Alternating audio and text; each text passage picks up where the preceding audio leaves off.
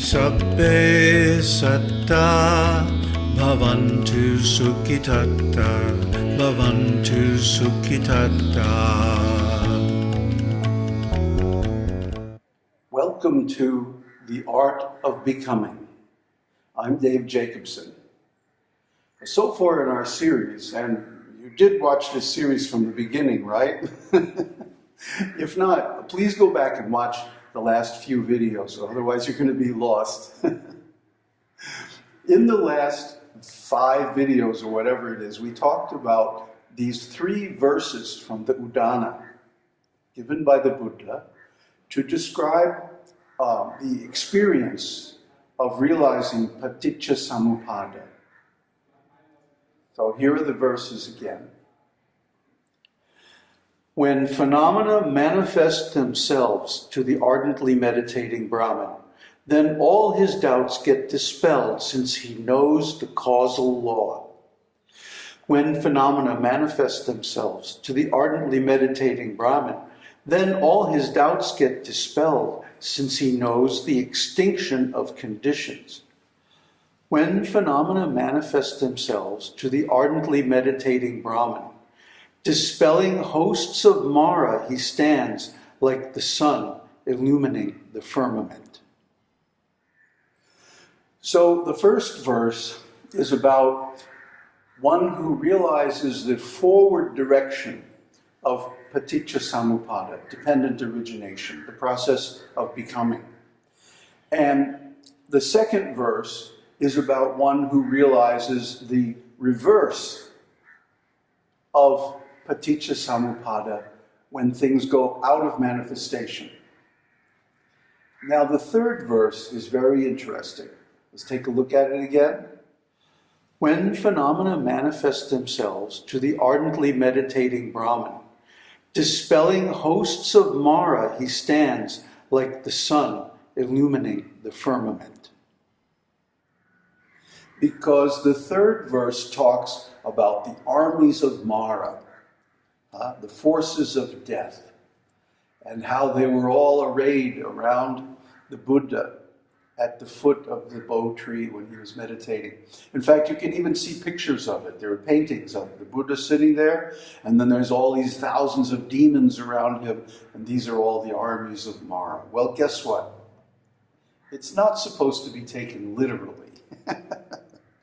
There's another sutta in the Sutta-nipāta where the Buddha talks about the 10 armies of Māra.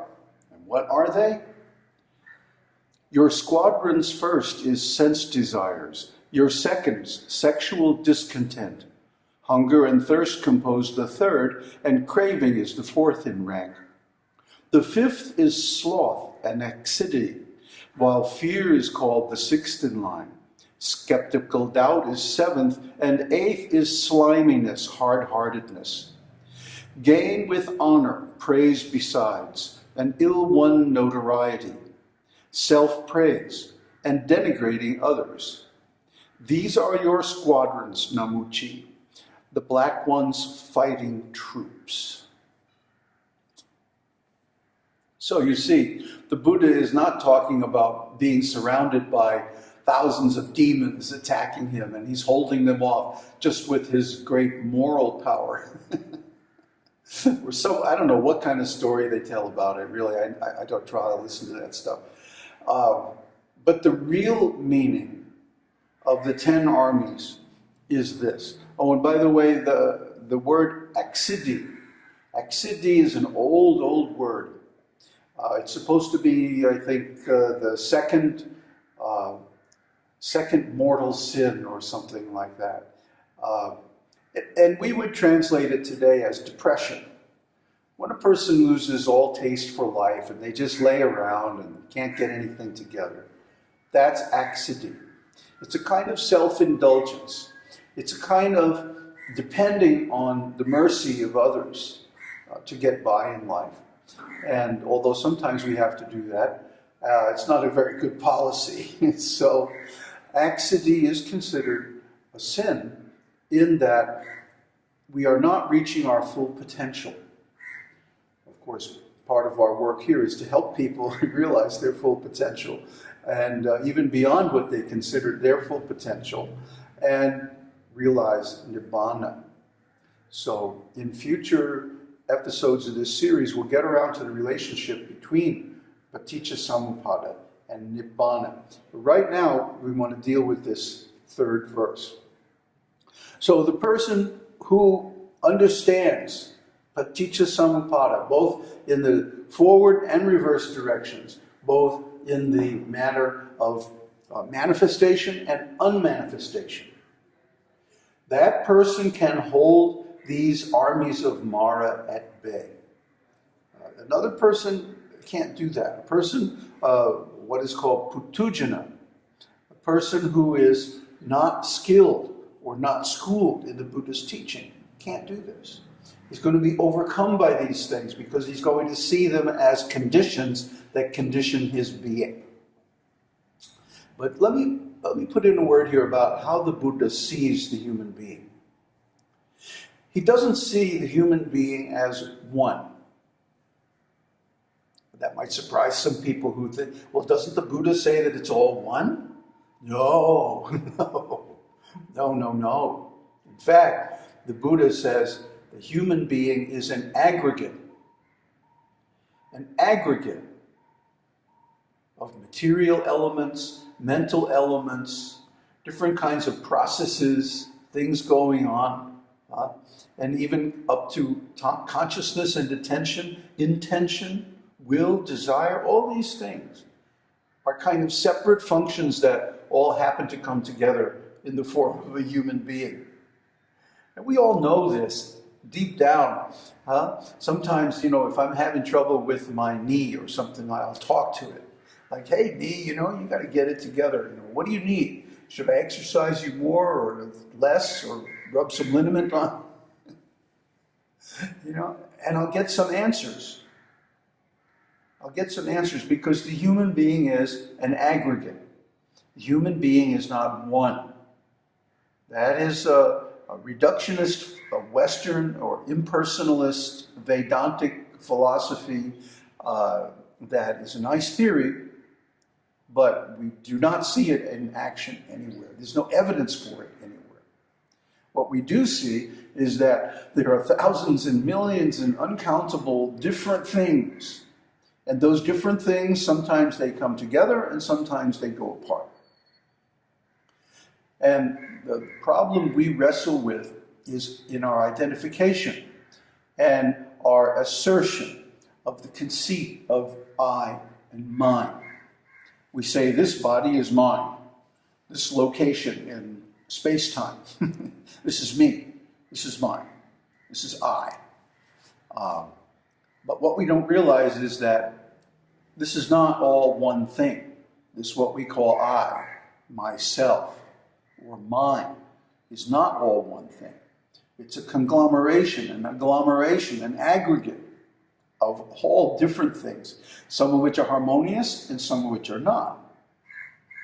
So we always struggle to keep it together, We have to always keep this agglomerate of different stuff lined up in the right way. Otherwise, it just falls apart.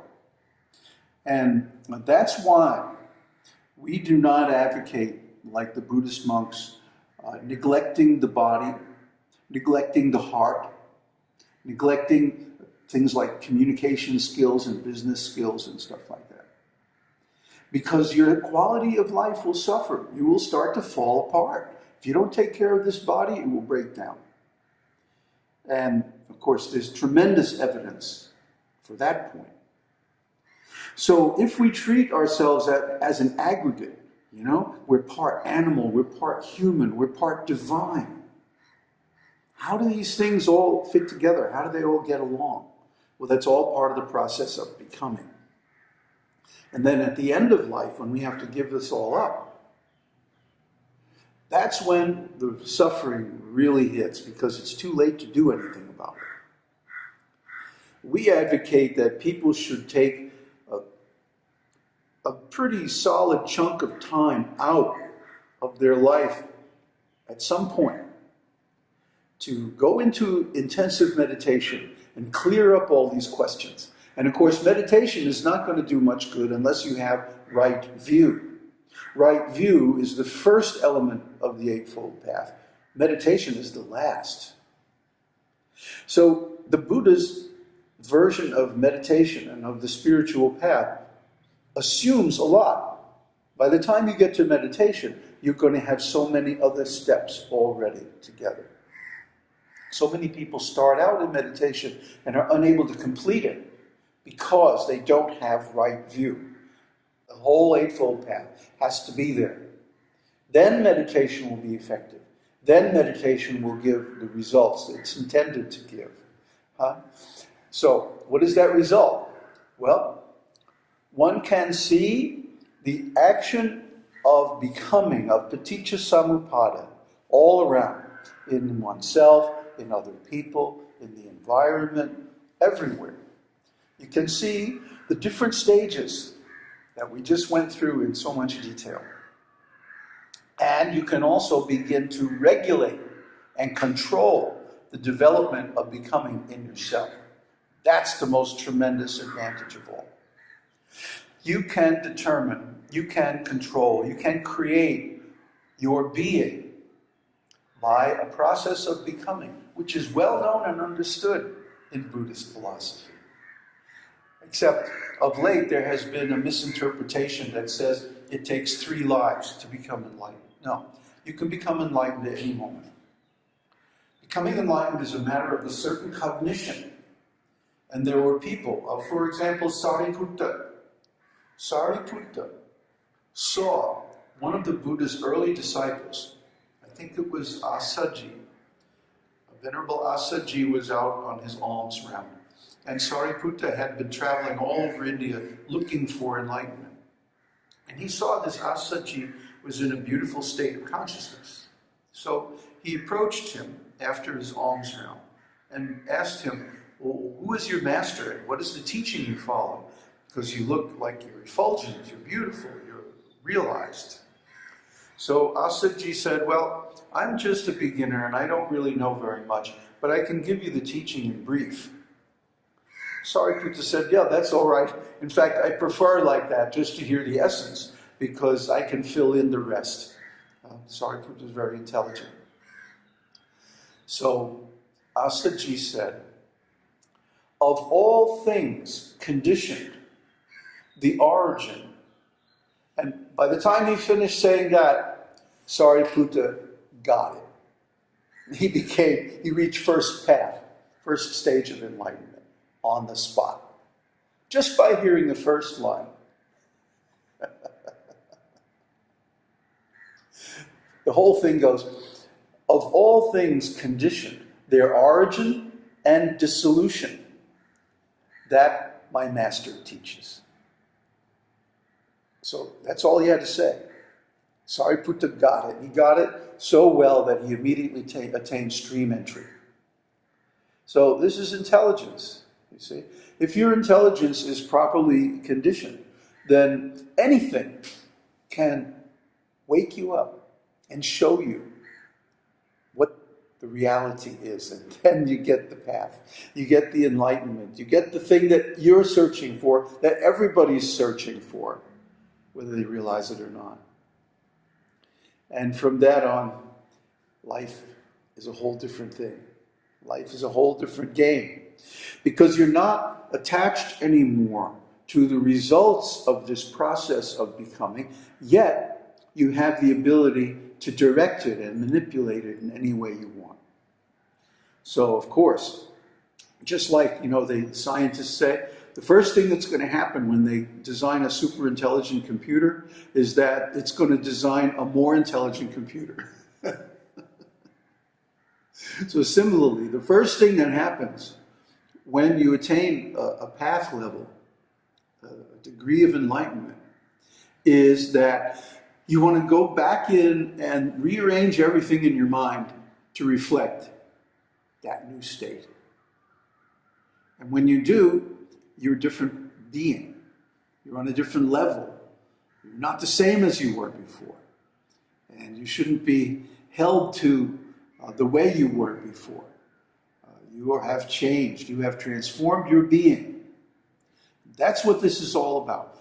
Paticca-samuppada, in one respect, is about getting control over your life, becoming whatever you want to become in life.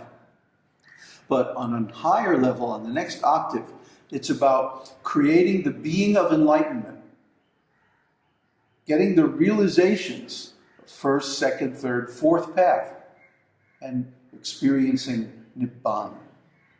Each one of those breakthroughs is a taste of Nibbana, deeper and deeper, until finally you reach Arhat and it never goes away. So, that's the Buddha's teaching. That's the path of meditation.